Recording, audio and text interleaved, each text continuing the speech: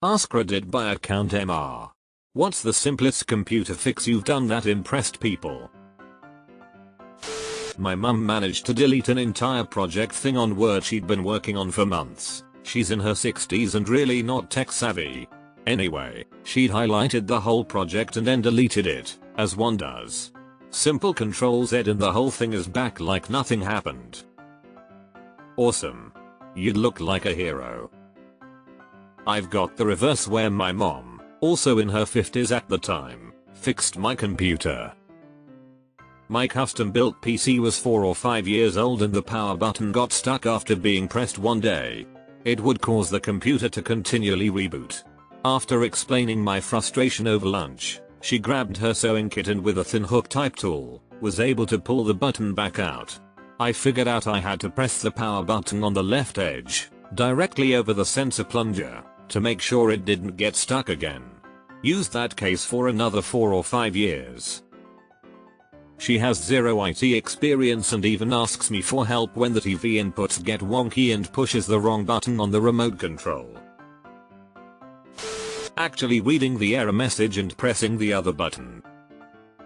Flashbacks of what did the message say? The mo I don't know I clicked it off. The amount of times I've fixed a computer just by reading the error message.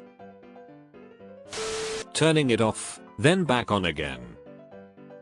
Plugging it in is right up there too. The timeout for our new radiology software was a default of 5 minutes. Got called to the OR during surgery and they had a nurse moving the mouse constantly. I approached the nurse and saw she had an analog watch on. I borrowed it and placed it under the sensor on the mouse. Explained that the defaults would change that afternoon, and leave the watch till the end of the procedure. 3 glowing letters from the surgeons and head or nurse. I'd put the glowing letters from the radiology depth in a lead box if I were you. My buddy's computer mouse didn't work. I just crawled under the table and saw that it wasn't connected to the PC, and the wire was lying in the dust. I plugged it in and oh my god, it started working.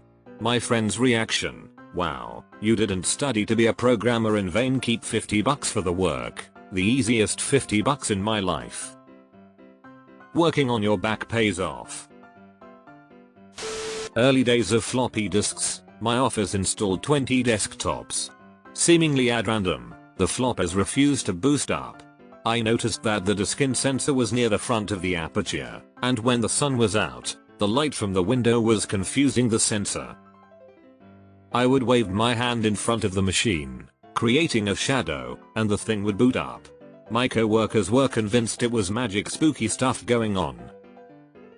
What kind of floppy drives were those? 5. 1/4 disks needed to swivel a bar to close the drive and 3. 1/2 usually sunk once the disk was inserted to place it in the right position, so it was entirely mechanical. I used to fix computers when I was a teenager for $20 an hour in the late 90s, and arrived one time to fix a person's computer, only to find out that they didn't notice that the plug had come out.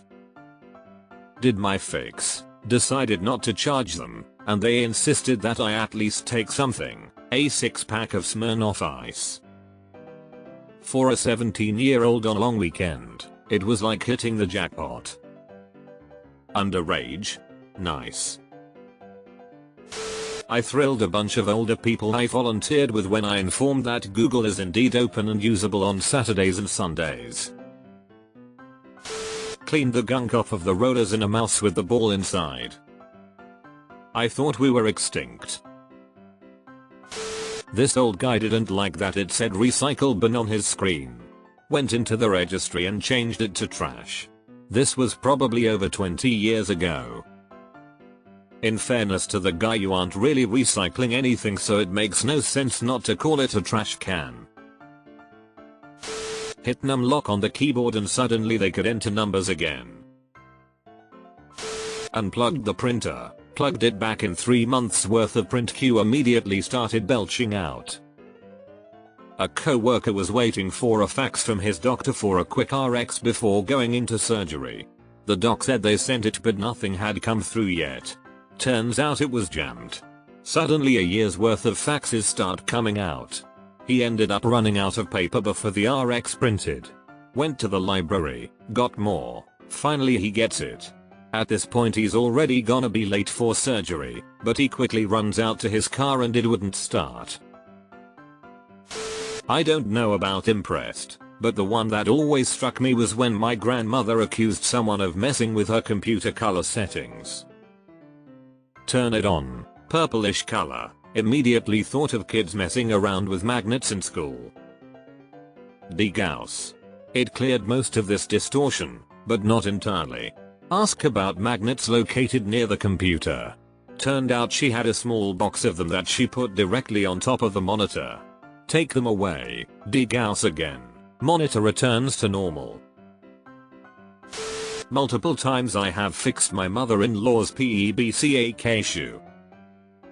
Problem exists between chair and keyboard.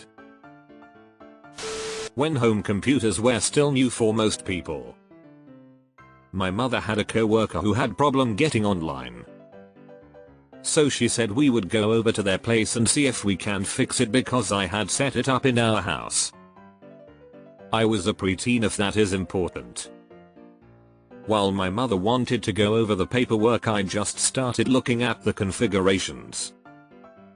And then I saw that they had the modem name wrong. The precise name was not in the list I could choose from, so I just started testing them all out. Within a few minutes they had internet. I drove 20 minutes to turn the wireless switch on a laptop. Anyone remember those sliding switches, lol? Oh, I did the same. My brother had issues with Ethernet connection. I booted the thing up and they had it wired, with the complaint wireless wasn't working anymore. Pulled the Ethernet out, flipped the switch, fixed.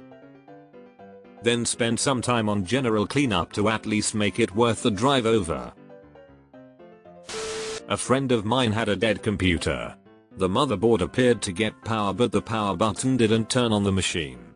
Having remembered a trick my brother had done years ago, I reached inside, disconnected the power button, then shorted the pins with a screwdriver.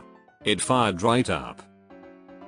He swapped the reset button for power to return it to service. It had been sitting on the floor for months because it was broken. I changed the default password on my mom's Wi-Fi router 10 years ago and she still uses it, an example of how smart I am. My job is to test software on complex military systems, but I guess logging into a router is more impressive. Opening Task Manager to stop an application. ipconfig release. ipconfig renew. Last week I had two IT professionals call me in the data center to see if I could fix the crash cart. I grabbed a second monitor off the shelf and showed them it had the same result and told them to order a system board. They had been troubleshooting for nearly an hour. There were multiple indicators the server was dead. One time at work this girl was freaking out because in Excel she had zeros in a cell that were going on forever. I asked her to move her physical notepad. It worked. She had put her notepad down on the corner of the keyboard over the zero key. Plugged in the monitor for the PhD engineer. Turned the power strip under the desk back on. My grandmother one time was fiddling with the computer settings and she lost her internet connection.